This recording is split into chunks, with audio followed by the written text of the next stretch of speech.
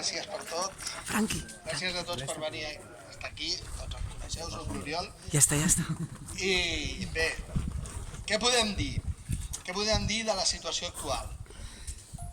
Bé, engrescar-vos en el fet que ja estem preparats, ja hem donat la pistoletada de sortida, i estem preparats i amb molta il·lusió i moltes ganes per tirar endavant el nostre projecte, que és Renaixença Nacional Catalana. Necessitem molta ajuda, necessitem moltes persones disposades a ajudar, a col·laborar, a treballar en pro del partit i comptem amb tots vosaltres. Després dir-vos que avui, en aquest acte d'Embarrera, m'agradaria fer una reflexió i és precisament el que ha dit el David. Què se n'ha fet d'Esquerra Republicana? On està Esquerra Republicana? El procés polític en el qual ha entrat Esquerra Republicana en els darrers temps és homologable, paral·lel al mateix procés polític que va passar al PSC fa uns anys. Tota la part catalana que hi havia dins del Partit Socialista català va desaparèixer. Els Maragall, els Tura, tots van anar desapareixent i van prendre el poder tota la part espanyola, la part castellana, dins del partit. Està passant exactament el mateix amb un partit referent, Esquerra Republicana. No sé. Està passant exactament el mateix. És exactament el mateix. I ens pretenen vendre la idea de que hem de renunciar a allò que som per atreure noves persones. Aleshores, quin sentit té ser català? Quin sentit té ser nacionalista? Quin sentit té defensar la nostra identitat, llengua, cultura?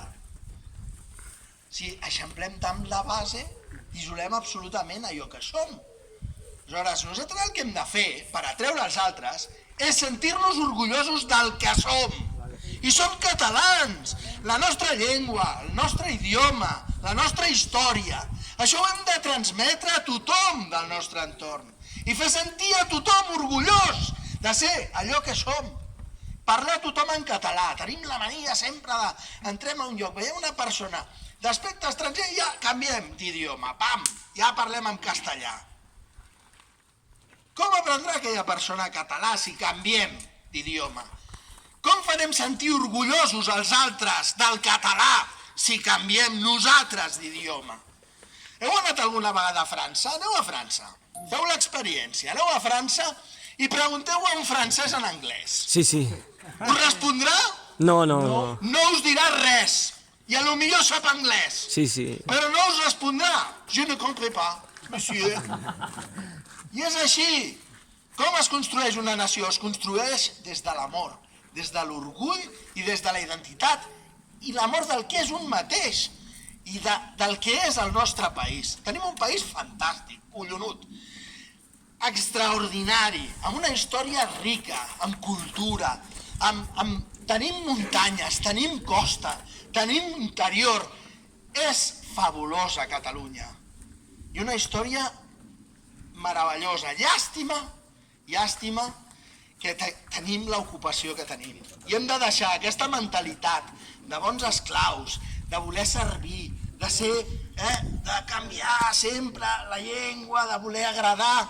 Aquesta mentalitat l'hem de treure del cap dels catalans. Quantitats i quantitats de treballadors, els quals conec per la meva feina, que van a Madrid en pont aeri. Ara agafen l'AVE. Agafen l'AVE i se'n van a Madrid. I a Madrid, aquests senyors, que poden ser molt catalans i molt independentistes, però tots acoten el cap. Tots abaixen el cap. Per evitar el conflicte, per evitar els problemes. Aquesta és la mentalitat que resta entre els catalans. I aquesta és la mentalitat que hem de canviar. Hem de construir un nou nacionalisme, un nacionalisme del qual la gent se'n senti orgullosa. Hem de fer sentir els catalans orgullosos de ser catalans, com l'1 d'octubre. Perquè l'1 d'octubre va ser una lliçó d'orgull i de dignitat nacional. Per nosaltres, pels espanyols i per la resta del món. I aquell dia molts de nosaltres vàrem creure realment que era possible, que la independència del nostre país era possible. Doncs fem que això torni a ser una realitat. I no ens serveixen aquells que ens divideixen, els catalans. Els polítics actuals no ens serveixen. Ens han demostrat que no són vàlids. Ens han enganyat. Han enganyat Espanya, jugant al pòquer. S'han enganyat entre ells per veure qui baixava abans del burro. I el que és pitjor de tot, ens han enganyat a nosaltres. Els que vàrem confiar en ells, els que ens varen prometre en 18 anys, en 18 mesos això ja està fet. Tenim estructures d'estat, farem la independència... No, senyors meus. Ja hem vist al Suprem, com dèieu, que tot anava de broma. I ens heu enganyat. No teníeu res planificat. No hi havia estructures d'estat, ni hi havia la voluntat de tirar endavant la independència. L'única voluntat era la de què? Demanar permís per negociar amb l'amo. I això el senyor Puigdemont, el nostre president, sabia que era així i va estar esperant que li diguessin alguna cosa.